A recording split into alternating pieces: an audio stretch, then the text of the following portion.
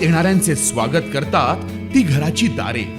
आपले घर, बंगला, ऑफिस, फार्म हाऊस यासाठी सुंदर डिझाईन केलेली jumbo French door, safety door आणि तीही 18 गेज GI सेक्शन मटेरियल वापरून आणि 80 मायक्रॉन पावडर कोटिंग केलेली, संपूर्णपणे मेंटेनन्स फ्री. नजर खिळून राहील असे आकर्षक सर्व प्रकारचे डोअर्स मिळण्याचे नाशिक मधील एकमेव नाव शिवाय एंटरप्राइजेस.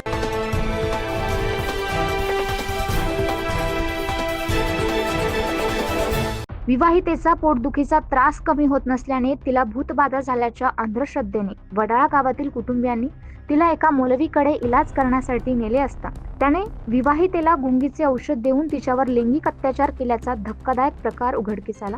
या प्रकरणी संशयित मौलवी बाबा शेख याच्या विरोधात जादूटोण्याविरोधी कायद्याअंतर्गत गुन्हा दाखल करून अटक केली असल्याचे इंदिरानगर पोलीस ठाण्याचे वरिष्ठ निरीक्षक अशोक शेरमाळे यांनी सांगितले.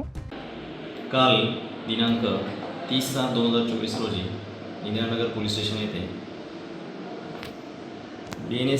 BNS कायदा कलम 64 प्रमाणे मौलाना आमीन हुसेन यासिम याच्या विरोधात बलात्कार केल्याचा गुन्हा रजिस्टर करण्यात आलेला आहे. मौलाना आमीन हुसेन यासिम याने एका पीडित महिलेचा औषधोपचार करण्याच्या बहाण्याने गैरफायदा घेऊन तिच्यावर बलात्कार दिनांक 26/7/2024 रोजी केलेला आहे.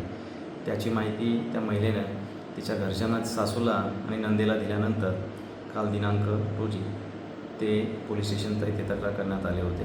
त्या अनुषंगाने पीडित महिलेचा जबाब नोंद करून गुन्हा दाखल केला आणि तात्काळ जो आरोपी आहे त्यास त्या गुन्ह्यामध्ये अटक करण्यात आलेली आहे.